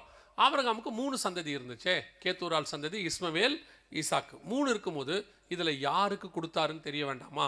ஆபிரகாம் யாருக்கு கொடுத்தாரு அப்படின்னு கேட்டிங்கன்னா வாசிங்க, ஆதியாகமத்தின் புஸ்தகம் 25ஆம் அதிகாரம் 5வது வசனம் வாசிங்க. ஆதியாகமம் 25:5 வாசிங்க. ஆபிரகாம் தனக்கு உண்டான யாவையும் ஈசாக்குக்கு கொடுத்தான். ஆபிரகாமுக்கு இருந்த மறுமனையாட்டிகளின் பிள்ளைகளுக்கோ ஆபிரகாம் நன்கொடைகளை கொடுத்து தான் உயிரோடு இருக்கும் போதே அவர்களை தன் குமாரனாகி ஈசாக்கை விட்டு கிழக்கே போக கீழ் தேசத்துக்கு அனுப்பிவிட்டான். வசனம் தெளிவா இருக்கு. கேத்தூரால் சந்ததியை கிழக்கே கீழ் தேசத்துக்கு அனுப்பிட்டான், இஸ்மவேலை எகிப்துக்கு அனுப்பிட்டான், ஈசாக்குக்கு எல்லாவற்றையும் கொடுத்துட்டான். ஸோ ஆபிரகாம் தனக்கு உண்டான எல்லாவற்றையும் யாருக்கு கொடுத்தார்? ஈசாக்கு கொடுத்தார். ஈசாக்குடைய பையன் தான் யாக்கோபு, அவர் தான் இஸ்ரவேல். இஸ்ரவேலுடைய பையன் தான் யூதா 4வது, அவன் தான் யூதர்கள். அந்த யூதா வம்சத்தில் வந்த தாவீது தான் எருசலேமினுடைய அந்த இடத்துல 40 வருஷம் அரசாண்டார். 33 வருஷம், எப்ரோன் 7 வருஷம், அப்புறம் சாலமோன் 40 வருஷம், ரெகபியாம், எரேபியாம் எல்லாம் பார்த்தீங்கன்னா எருசலேம் அவங்க கையில் தான் இருந்துச்சு. ஸோ வசனத்தின்படி ஆபிரகாமில் இருந்து இயேசு வருகிற வரைக்கும் எருசலேம் யார் கையில் தான் இருந்துச்சு? இஸ்ரவேல் கையில். இப்போ ஒரு கூட்டம் சொல்லுவாங்க, இதெல்லாம் பைபிள் கணக்கு, இதை விட்டுருங்க, இதெல்லாம் அந்த காலத்தில் உள்ளது, இதை ஏன் பேசுகிறீங்க, உண்மை இல்லை, பொய், இப்படிலாம் நிறைய சொல்லுவாங்க. நீங்கள் இந்த காலத்துக்கு வாங்க, இந்த காலத்தில் என்ன சொல்கிறீங்க அப்படின்னு போவாங்க. நீங்கள் பார்த்த ஒரு வீடியோவில் எருசலேமை பிடிச்சாங்கல்ல 1967, அந்த யுத்தத்தின் அடிப்படை யுத்த சட்டம்னு ஒன்று இருக்குது. 1920 ஜெனீவாவில் போட்டாங்க. அதைத்தான் இந்த நிமிஷம் வரைக்கும் உலக நாடுகள் ஃபாலோ பண்ணுது இப்போ வரைக்கும். அந்த ஜெனீவா ஒப்பந்தத்தின்படி ஒரு நாட்டை சண்டை போட்டு யார் பிடிக்கிறாங்களோ அவங்க எவ்வளோ தூரம் அந்த சண்டை நிற்கிற வரைக்கும் முன்னேறுறாங்களோ அந்த அந்த அந்த இடம் அவங்களுக்கு சொந்தம். இதுதான் அதனுடைய ஜெனீவா ஒப்பந்தம் சொல்லுது. அதன் அடிப்படையில் பார்த்தீங்கன்னாலும் 1967 முழு எருசலேமையும் இஸ்ரவேலர்கள் பிடித்து விட்டார்கள். எந்த படி எடுத்தாலும் இஸ்ரவேல் யாருக்கு சொந்தம்? சார், எருசலேம் யாருக்கு சொந்தம்? இஸ்ரவேலுக்கு சொந்தம். நீங்கள் ஆவிக்குரியபடி எடுத்துக்கிட்டாலும், வசனத்தின்படி எடுத்தாலும், சரித்திரப்படி எடுத்தாலும், இன்னைக்கு உள்ள சட்டப்படி எடுத்தாலும் எருசலேம் இஸ்ரவேலுக்கு சொந்தம். அல்லேலூயா. இப்போ இந்த நாட்டை பிரித்து கொடுக்கலான்றான்ல, எவனாவது கிரீன்லாண்டை கொடுத்தானா? தன் நாட்டை கொஞ்சம் கிரீன்லாண்டை கொடுக்குறானா? ஆண்டவர் சொல்கிறார்ல, எருசலேமை கிளப்புகிற யாவர் மேலும் சிதைக்கப்படுவார்கள். இவங்க எல்லாம் எருசலேமுக்கு விரோதம் ஓட்டு போட்டவன், பிரான்ஸ் எல்லாம். இப்போ அவன் நாட்டை கையை வச்சோன்னு சண்டை வருது அவனுக்கு. ஏன் கொடுத்துருங்களேன் கிரீன்லாண்டை ட்ரம்ப்புக்கிட்ட? அது தப்பு. அது தப்புனா அப்போ எருசலேமுக்கு கொடுக்கறது மட்டும் எப்படி ரைட் ஆகும் அப்படின்னு நான் கேட்கல, அவங்க கேட்பாங்க. நம்ம கேட்டால் பிரச்சனை வந்துடும். அப்போ கவனிச்சுக்கொள்ளுங்க, வசனத்தின்படி எப்படி பார்த்தாலும் எருசலேம் யூதர்களுக்கு தான் சொந்தம், எல்லா வகையிலும் சொந்தம். சரி, ஆண்டவர் சொன்னபடி இப்போ நமக்கு என்னென்னா, ஆண்டவர் சொன்னபடி எருசலேம் மீண்டும் அதே ஸ்தானம் தலைநகராக மாறி வந்து உட்காந்துருச்சு. 3000 வருஷத்தினுடைய தீர்க்க தரிசனம் நிறைவேறி விட்டது. 2500 வருஷம். அல்லேலூயா. கடைசியாக ஒரு காரியம் இருக்குது, அதை நம்ம பார்த்துட்டு முடிக்க போகிறோம். எருசலேம் வந்துருச்சு. இதில் உங்களுக்கும் எனக்கும் என்ன பிரயோஜனம்? நம்ம என்ன இதில் பார்க்க போகிறோம்? அவங்களுக்கு வரதில் நீங்கள் ஏன் சப்போர்ட் அவங்களுக்கு எருசலேம் வரதில் நமக்கு ஒரு பிரயோஜனம் இல்லை. ஆனால் நமக்கு ஆண்டவர் ஒன்று சொல்லியிருக்கிறாரு, எருசலேமின் சமாதானத்திற்கு வேண்டிக் கொள்ளுங்கள்னு சொல்லியிருக்கிறார். ஸோ வேண்டிக் கொள்ள வேண்டியது நம்முடைய பொறுப்பு, அதை நாம் செய்கிறோம். அது ஒரு பக்கம் இருக்கட்டும்.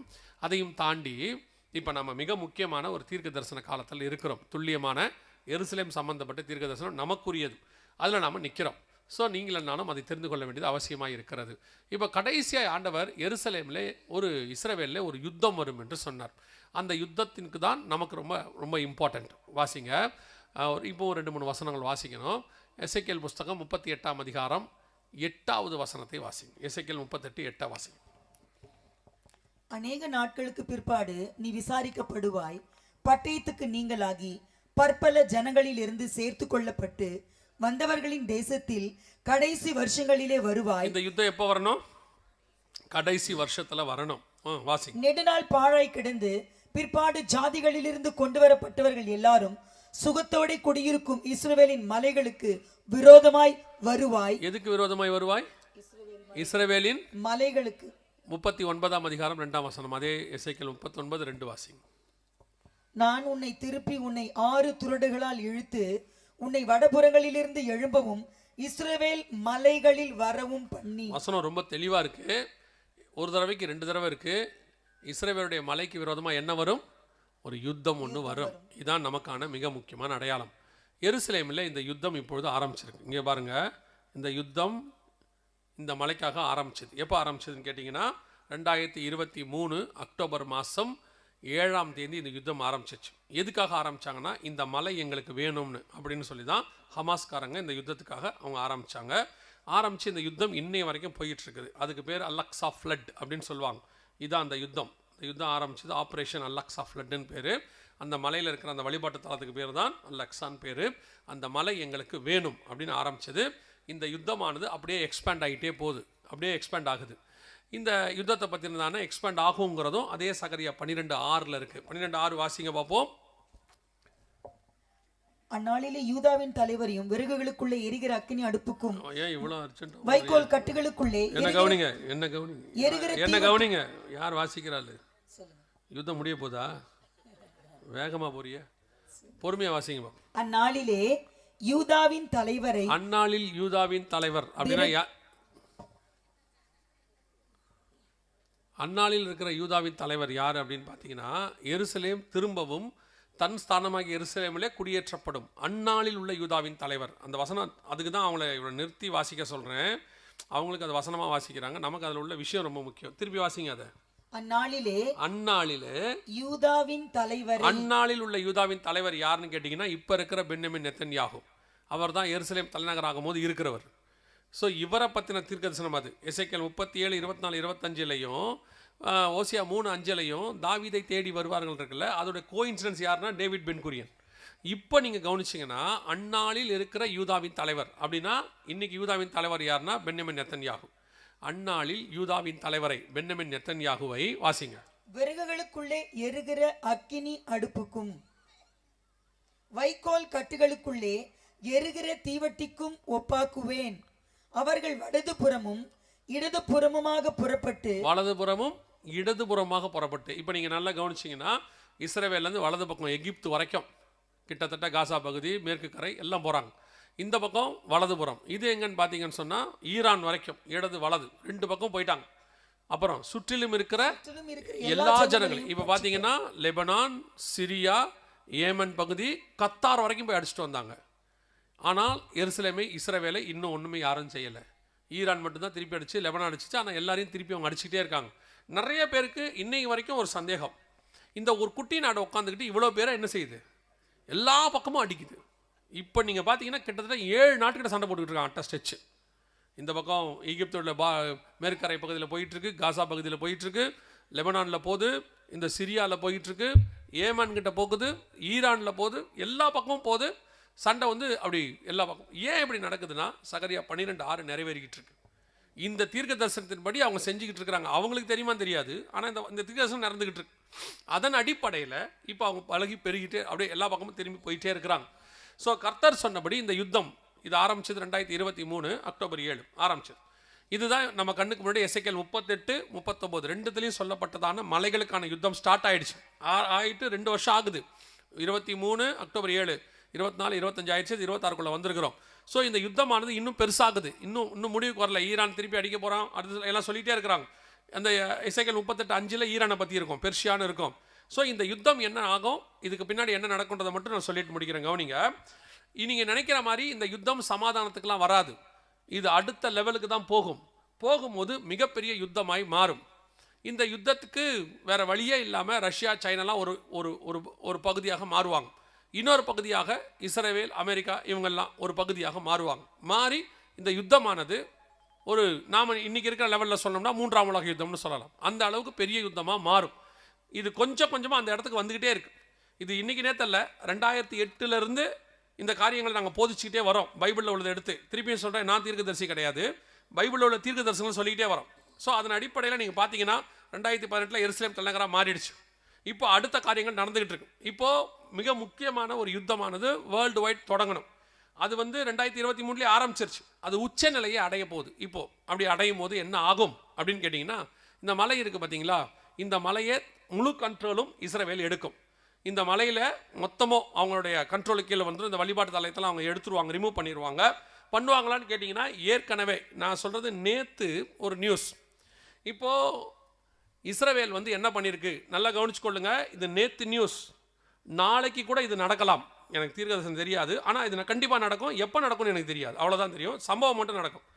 என்னன்னு கேட்டிங்கன்னா, நேற்று ஐநா சபையுடைய கட்டடத்தை இஸ்ரவேலில் எருசலேம் இருக்க ஐநா சபை கட்டடத்தை எருசலேம் என்ன பண்ணிடுச்சு, யூதர்கள் இடித்து தரமட்டமாக்கிட்டான். ஏன்னா அதுக்கு முன்னாடியே ஐநா விட்டு வெளியே வந்துட்டான். ஸோ இப்போ ஐநா சபை இஸ்ரவேலை கண்ட்ரோல் பண்ணாது, கட்டுப்படுத்தாது. அதனால் இப்போ இஸ்ரவேல் என்ன பண்ணுச்சு, ஐநாவுடைய தலைமையகம் ஒன்று இஸ்ரவேலில் இருக்கக்கூடியது, அதை தரமட்டமாக்கிடுச்சு, இடிச்சு. அதுக்கு அவன் என்ன சொன்னான்னா, அவங்க அதுக்கு கீழே நிறைய தீவிரவாதிகளுக்கெல்லாம் ஹெல்ப் பண்ணுறாங்க, நாங்கள் ஒத்துக்க மாட்டோம் அப்படின்னு சொல்லிட்டு இடிச்சிட்டான். ஐநா சபையை கை வச்சிருக்கிறாங்க எருசலேம், இப்போ இஸ்ரவேல்காரங்க கை வச்சிருக்கிறாங்க. இப்போ அவங்க ஐநாக்குள்ளேயும் இல்லை. அதனால் என்ன பண்ணுவாங்கன்னு கேட்டால், மற்ற நாடுகள்லாம் எருசலேம் மேலே இஸ்ரவேல் மேலே கை வச்சா ஐநா கேட்காது. ஏன்னா நீ என்கிட்ட மெம்பரே கிடையாது, உன்னை அடிச்சா நான் கேட்க மாட்டேன், கை விரிச்சிருவாங்க. இது ஒரு வகையில் இருக்குது. இன்னொன்று, நான் வந்து ஹெட்லைன்ஸை உங்களுக்கு சொல்கிறேன். ஐநா சபையோட கட்டடத்தை தரமட்டமாக்கி விட்டார்கள், அடுத்து என்ன அல்லக்ஸா மாஸ்கா அப்படின்னு கொஸ்டின் மார்க் போட்டு வச்சுருக்கான். யார்? பிபிசியில் போட்டு வச்சுருக்கான். பிபிசியில் நியூஸில் என்ன சொல்கிறான்னா, இதை இடிச்சிருக்காங்க, அடுத்து அதில் கை வைப்பாங்களோ அப்படின்னு கொஸ்டின் மார்க். இதை கிட்டத்தட்ட 3 வருஷமாக சொல்லிக்கிட்டு இருக்கிறோம், இதை அவங்க கை வைப்பாங்கன்னு சொல்லி. அவங்களுடைய கடைசி முடிவே இதை கை வைக்கிறது தான். இதை கை வச்சுட்டு இந்த இடத்த மொத்தத்தையும் அவங்க எடுப்பாங்களா அப்படின்னு கேட்டிங்கன்னா, லூக்கா எழுதின சுவிசேஷம் 21ஆம் அதிகாரம் 24வது வசனம் வாசி. லூக்கா 21:24 வாசி. பட்டய கருக்கினாலே விழுவார்கள், சகல புறஜாதிகளுக்குள்ளும் சிறைப்பட்டு போவார்கள், புறஜாதியாரின் காலம் நிறைவேறும் வரைக்கும் எருசலேம் புறஜாதியாரால் மிதிக்கப்படும். அவரோட அர்த்தம் என்னன்னா, இந்த எருசலேமை மொத்தத்தையும் ஹோலி சைட், பரிசுத்த நகரமாக மாற்றணும். அந்த அவனுக்கு, நமக்கு இல்லை, நமக்கு பரிசுத்த நகரம் மேலே இருக்குது, இது பரிசுத்த நகரமாக மாற்றணும். அதனால் அவன் என்ன பண்ணுவான்னா, அந்த வழிபாட்டு தலங்கள் அவன் பரிசுத்த இந்த இடத்துல தான் முதல் தேவாலயம் இருந்துச்சு. இந்த முதல் தேவாலயம் இருந்தது, அங்கே தான் இருந்துச்சு, சாலமன் கட்டினது. அதை நேபுகாத் நேச்சார் இடிச்சிட்டார். 2வது செருபாபேல் கட்டினார், அதை தீத்துராயன் இடிச்சிட்டான். இப்போது இந்த வழிபாட்டு தலம் இருக்குது. ஸோ இதை எடுத்துட்டா 3வது தேவாலயம் கட்டணும் அப்படிங்கிறது அவங்க பிளான். 3வது தேவாலயம் வருமா அப்படின்னு கேட்டிங்கன்னா, மத்திய 24:15, தானியேல் புஸ்தகம் 9:27, இது 2இன் அடிப்படையில் 3வது தேவாலயம் கண்டிப்பாக வரும். ஸோ 3வது தேவாலயம் வரதுக்கு முன்னாடி இந்த இடம் அவங்களுக்கு வேணும். இந்த இடம் இருந்தால் தான் 3வது தேவாலயம் கட்டுவாங்க. ஸோ இப்போ அவங்க ஐநா விட்டு வெளியே வந்ததுக்கு ரீசனே ஐநா கட்டடத்தை இடிக்கிறதுக்காகலாம் இல்லை, இந்த இடத்த எடுக்கிறதுக்காக. இந்த இடத்த கை வைக்கிறத நீங்கள் பார்த்தீங்கன்னா, விசுவாசிகள் கவனிங்க, இந்த இடத்த யூதன் கை வைக்கிறத நீங்கள் பார்த்துட்டிங்கன்னா, புறஜாதியார் காலம் முடிவுக்கு வருகிறது என்று அர்த்தம். புறஜாதியார் காலம், புறஜாதியார்னா வேறு யாரும் இல்லை, நம்ம தான், முடிவுக்கு வருகிறது என்று அர்த்தம். இந்த முடிவுக்கு வந்த உடனே என்ன நடக்கும்னா, அதே லூக்கா 21:28 வாசி. லூக்கா 21:28. இவைகள் சம்பவிக்க தொடங்கும் போது தொடங்கியாச்சு, உங்கள் மீட்பு சமீபமாய் இருப்பதால். இவைகள் சம்பவிக்க, இது தொடங்கி அக்டோபர் 7, 2023 தொடங்கியாச்சு. இவைகள் சம்பவிக்க தொடங்கும் பொழுது உங்கள் மீட்பு சமீபமாய் இருப்பதால், உங்கள் மீட்பு சமீபமாக இருப்பதால் நீங்கள் நிமிர்ந்து பார்த்து உங்கள் தலைகளை உயர்த்துங்கள் என்றார். இதுதான் அந்த மீட்கப்படுகிற காலம் உங்களுக்கும் எனக்கும். இப்போ இயேசு சொன்ன இந்த மீட்பின் காலத்துக்கு முன்னாடி சம்பவிக்க வேண்டிய எல்லாமே சம்பவிச்சிருச்சு. ஆரம்பிக்கல, முடிய போற இடத்துல இருக்கு. இதான் லாஸ்ட் அடையாளம். இந்த இடத்தில் அவர்கள் தேவாலயம் கட்டுவதற்கு இடம் அவர்கள் கைக்கு போகுமானால், அவங்க இதுவரைக்கும் 500 மாஸ்க் இடிச்சிருக்கானுங்க யூதன், சுற்றி எல்லா பக்கமும். இதான் லாஸ்ட் அவன் கை வைப்பான். அதை நீங்கள் பார்த்துட்டிங்கன்னா உலகத்துக்கே மோசமான காலம்னு அர்த்தம். அதுக்கப்புறம் யுத்தம், மிக கொடுமையான யுத்தம் எல்லாம் நடக்கும். அதுக்கு நடுவில் தான் கர்த்தருடைய வருகையும் சம்பவிக்கும். உங்களுக்கும் எனக்குமான கடைசி அடையாளம் எது? நான் எப்பவும் சொல்கிறேன், நீங்களும் நானும் கடைசி காலத்துக்குரிய மக்கள். நோவா பேழை கட்டும் போது பிரசங்கத்தை ஆரம்பிச்சிருப்பார். ஏன் நோவா இப்படி பேழை கட்ட ஆரம்பிக்கிற அப்படின்னு சொல்லும் போது ஒரு பிரசங்கத்தில் அவர் சொல்லியிருப்பார், இயேசுக்கு ஜலப்பிரளயம் வரப்போது, உலகம் அழிய போது அப்படின்னு ஆண்டவர் சொன்னார். பைத்தியக்காரமாக நினச்சிருப்பான். 100 வருஷம் நோவா பேழை கட்டுறார், கட்டிக்கிட்டே இருக்கிறாரு.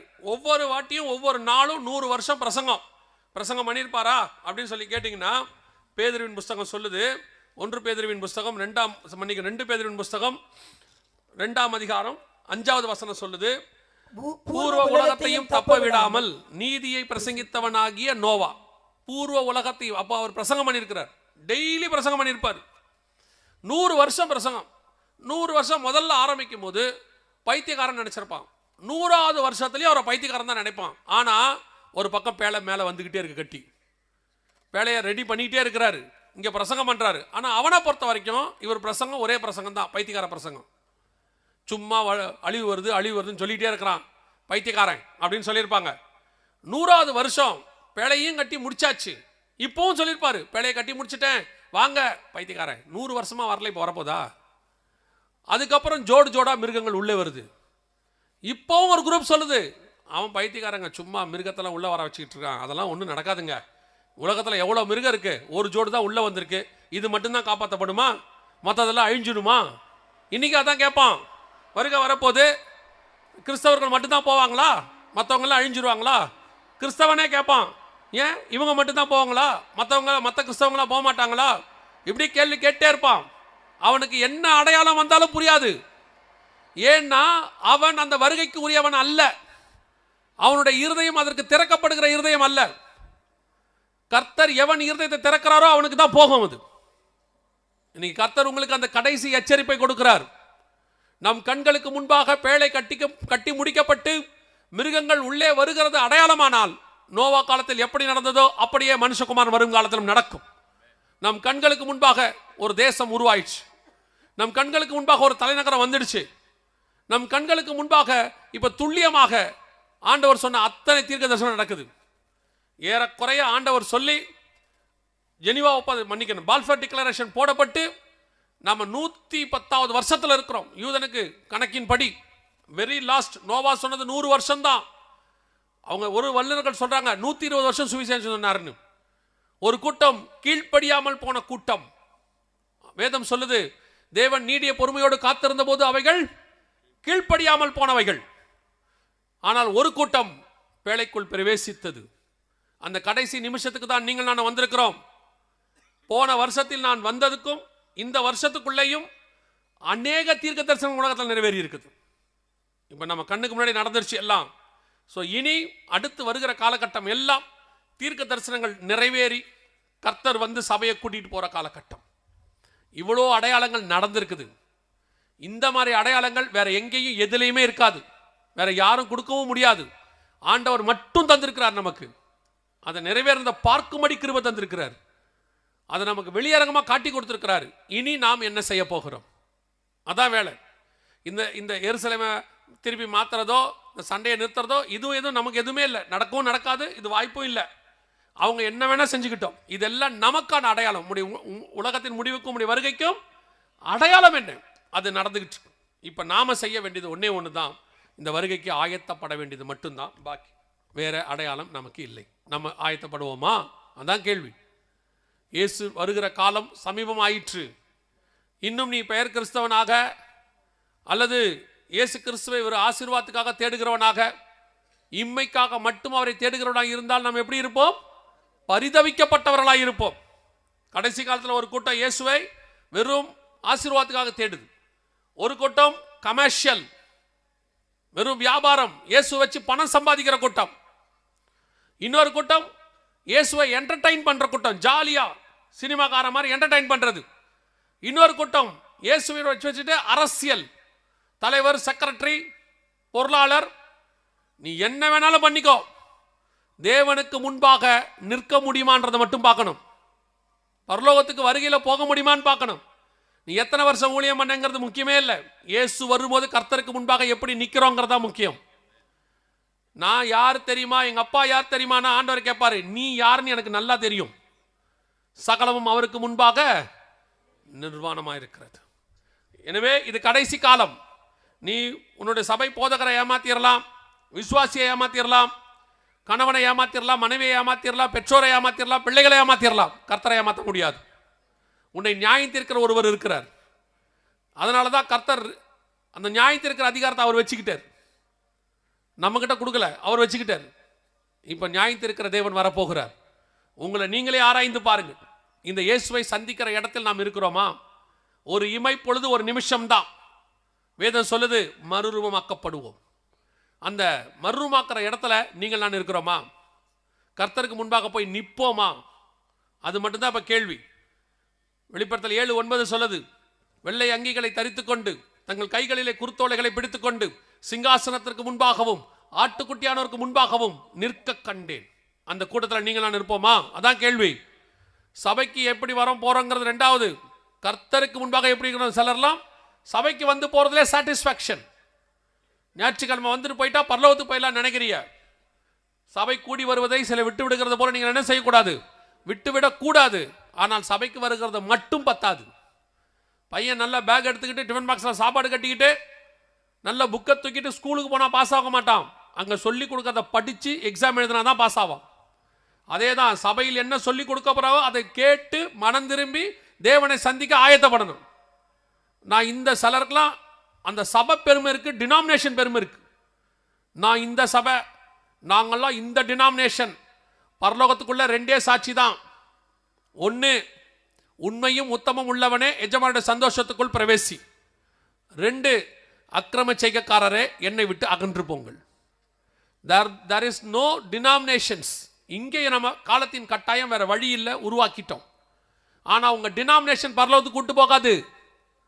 சபை ஸ்தாபனம் பரலோகத்துக்கு கூட்டு போகாது. பரலோகத்துக்கு போனவர் ஒருத்தர் இருக்கிறார், அவர் மட்டுமே உன்னை பரலோகத்துக்கு கூட்டிட்டு போகிறவர். சோ ஒவ்வொரு நாளும் நீ ஆயத்தப்படு. ஒவ்வொரு நாளும் கிறிஸ்துவை சந்திக்க ஆயத்தப்படணும். 1 கொரிந்தியர் 11 சொல்லுது 31, நம்மை நாமே நிதானித்து அறிந்தோமானால் நாம் நியாயம் தீர்க்கப்படும். அதான் முக்கியம். நான் வந்துட்டு 300 தடவை பைபிள் படித்தேன், 400 தடவை ஜெபம் பண்ணியிருக்கேன், நான் அது பண்ணிட்டேன் இது பண்ணிட்டேங்கிறதுலாம் இல்லை. உன் சுய நீதியோ வெளியரங்கமான பரிசுத்தமோ பரலோகத்துக்கு போகாது. உன் உள்ளான மனுஷன் கிறிஸ்துவை சந்திப்பதுக்கு ஆயத்தப்பட்டிருக்க வேண்டும். இருதயத்தை பார்க்கிற ஒருவர் இருக்கிறார், அதான் ரொம்ப முக்கியம். இனி காலம் கண்டிப்பாக செல்லாது. இந்த வருகையிலே போகணும்னா முதலாவது இயேசு கிறிஸ்துவின் ரத்தத்தினாலே பாவ மன்னிப்பின் நிச்சயத்தை நீங்கள் பெற்றிருக்க வேண்டும். இயேசு என் பாவத்தை மன்னிச்சாருங்கிற நிச்சயம் உங்களுக்குள்ளே இருக்கணும். ரெண்டாவது, பிதா குமாரன் பரிசுத்தாவின் நாமத்தினாலே தண்ணீர்ல மூழ்கி ஞானஸ்நானம் எடுத்திருக்கணும். வேற எந்த ஞானஸ்நானமும் பைபிள் சொல்லலை. குழந்தையில கொடுத்தது, கொடிக்கு கீழே கொடுத்தது எதுவுமே கிடையாது. ஒரே ஞானஸ்நானம் தான் பைபிள் இருக்கு. அந்த ஒரு ஞானஸ்நானம் இதுதான். மூன்றாவது, மீட்கப்படும் நாளுக்கென்று முத்திரையான பரிசுத்த ஆவியை துக்கப்படுத்தாதிருங்கள் இருக்கு. எபேசியர் 4:30 பரிசுத்தான அபிஷேகத்தை பெற்றுக்கொள்ள வேண்டும். அப்போஸ்தலர் நடவடிக்கைகள் 2:40 சொல்லுது, மாறுபாடான சந்ததியை விட்டு விலகி உங்களை ரட்சித்துக் கொள்ளுங்கள். உலகத்துக்கு உங்களுக்கு வேறுபாடு இருக்கணும். 4வது, இந்த காரியங்கள்லாம் குறைஞ்சபட்சம் இருந்தால் தான் வருகையில் போக முடியும். சும்மா சர்ச்சில் மெம்பராக இருக்கேன் கூட்டு போயிடுவார்னா கூட்டு போக முடியாது. 3.5 வருஷம் இயேசுநாதர் கூட இருந்தான் ஒருத்தன், பொருளாசக்காரனாக இருந்தான், போக முடியல. திருடனாக இருந்தான், போக முடியல. நீ யார் கூட எந்த சபையில் இருக்கிறது முக்கியம் இல்லை, எப்படி இருக்குன்றதான் முக்கியம். இயேசு கிறிஸ்து கூட இருந்தே நீ பொருளாசக்காரனாக இருந்தீங்கன்னா போக முடியாது. எலிசா கூட இருந்தே நீ நாகமான்ட்ட போய் காசு வாங்கணும்னா இருந்தால் போக முடியாது. இஸ்ரவேலுக்கு ராஜாவா இருந்து ஆடு மேடை மேல பாசம் வச்சுட்டு கர்த்தர் சொன்னதை கேட்காம இருந்தால் நீ ராஜாவா இருக்க முடியாது. நிறைய பேருக்கு அப்படி ஒரு எண்ணம் இருக்கே, நாங்களாம் கிறிஸ்டின் ஆனா பரலோகத்துக்கு கண்டிப்பா போயிடுவானு. யார் சொன்னது? கிறிஸ்தவன் பரலோகத்துக்கு போவான் பைபிள் சொல்ல, பரிசுத்தவன் பரலோகத்துக்கு போவான் தான் இருக்கு. எல்லா கிறிஸ்தவனும் எங்க போவான்? எப்படி இருக்கு? சபைக்கு குடிச்சிட்டு வந்து ஒருத்தன் உட்காந்துருக்கான், இந்த கிறிஸ்தவன் போவானா? சபைக்குள்ள உட்காந்துட்டு ஒருத்தன் வட்டி கொடுக்குறான், இவன் போவானா? எப்படி போவான்? சபைக்குள்ள 2 பொண்டாட்டிக்காரன் உட்காந்துருக்கான், போயிடுவானா? நினைச்சுக்கிட்டு இருக்காங்க சபையில் எப்படி இருந்தாலும் பரலோகத்துக்கு போயிடலான்னு. தெரிஞ்சுக்கொள்ளுங்க, இப்படியெல்லாம் உங்க சபையில் உள்ள பாஸ்டர் பேசினார்னா வேற சபைக்கு போயிருவியா, உடனே வேற சர்ச்சுக்கு கிளம்பி போயிருவியா. எங்கேயாவது ஒருத்தர் அதே மாதிரி சபை நடத்திட்டு இருப்பா, அவங்ககிட்ட போயிருவியா. அதனால தான் இப்போ நாங்கள் பேசிட்டு இருக்கோம். இப்போ நீங்கள் என்ன விட்டு போனாலும் சோத்திரம் பிரைஸ் தள்ளாட் இல்லையா? இந்த ஆளை திருப்பி கூப்பிடாதீங்க சொல்லுங்க, அதுவும் பிரைஸ் தள்ளாட். ஆனால் இன்னைக்கு நான் பேசி தான் போவேன். கவனிச்சுக்கொள்ளுங்க, உங்கள்கிட்ட கடினமாக பேசணுன்ற எங்களுக்கு அவசியம் இல்லை. ஆனால் இங்கே வந்த கூட்டம் அப்படியே பரலோகத்துக்கும் வரணும், அவ்வளோதான் இங்கே தேவை. நான் எப்பவும் சொல்லுவேன், உலகத்தில் எங்கே இருந்தாலும் பரலோகத்துக்கு போக முடியாது, திருச்சபைக்குள்ளே வந்தால் தான் போக முடியும், அது வானத்தின் வாசல். ஆனால் சர்ச்சுக்குள்ளே வந்து ஒருத்தன் பரலோகத்துக்கு போகணும்னா அதை விட கொடுமை உலகத்திலே ஒன்றும் கிடையாது. அதான் லாஸ்ட். அங்கே வந்துமே ஒருத்தன் பரலோகத்துக்கு போகாமல் கைவிடப்படுறான்னா அவனை விட துரதிர்ஷ்டசாலி உலகத்திலே இருக்க முடியும். நான் எப்பவும் நம்புகிறேன், விசுவாசிக்கிறேன், விரும்புகிறேன், சபைக்குள்ளே ஒருத்தன் காலை வச்சுட்டு நரகத்துக்குள்ளே அவன் கால் வைக்கவே கூடாது. சபை தான் கடைசியாய் பரலோகத்துக்கான இடமாக இருக்க வேண்டும். அல்லேலூயா. இங்கே வந்திருக்கிற நமக்கும் கர்த்தர் அதை சொல்லுகிறார். நாம் அத்தனை பேரும் தேவனை சந்திக்கிற கூட்டத்தில் இருக்க வேண்டும். ஆமென். ரட்சிக்கப்படாமல் ஒரு வேளை பின்மாற்றம் அடைஞ்சிருந்தீங்கன்னா, ரட்சிக்கப்பட்டு பின்மாற்றம் அடைஞ்சிருந்தா கூட இன்றைக்கி ஒப்பு கொடுங்க ஆண்டவர்கிட்ட. ஆண்டவரே, நான் என்னை தாழ்த்தி ஒப்பு கொடுக்குறேன். கடைசி நிமிஷம், லாஸ்ட் மினிட்டு, கிட்டத்தட்ட வாழ்நாள் முழுக்க ஒருத்தன் கல்லனா வாழ்ந்தான். கடைசி சில மணி நேரம் அந்த சிலுவையில் தொங்கி அப்படியே எஸ்கேப் ஆகி பரதேசி போயிட்டான். அந்த மாதிரி ஒரு வாய்ப்பு நமக்கு இப்போ வந்திருக்குது. இது வரைக்கும் எப்படி இருந்தோன்றதில்லை, இன்னையிலேருந்து ஆண்டவருக்கு முன்பாக. ரெண்டாவது, ஒருவேளை தண்ணியில் மூழ்கி ஞானஸ்நானம் எடுக்காமல் இருந்தீங்கன்னா ஞானஸ்நானத்துக்கு ஒப்பு கொடுங்க. இதுதான் சான்ஸ். ஒருவன் ஜலத்தினாலும் ஆவியினாலும் பெறவாவிடில் பரலோக ராஜ்யத்தில் பிரவேசிக்க முடியாது. ஆண்டவர் வெகு சீக்கிரத்தில் வரப்போகிறார். அல்லேலூயா. அப்படி ஞானஸ்நானம் எடுக்கணும்னா ஒரு திருச்சபைக்கு போங்க, ஆவிக்குரிய திருச்சபைக்கு போங்க. தண்ணியில் மூழ்கி ஞானஸ்நானம் கொடுக்குற திருச்சபைக்கு போங்க. கர்த்தர் உங்களை ஆசீர்வதிக்க வல்லமை உள்ளவராக இருக்கிறார். அல்லேலூயா.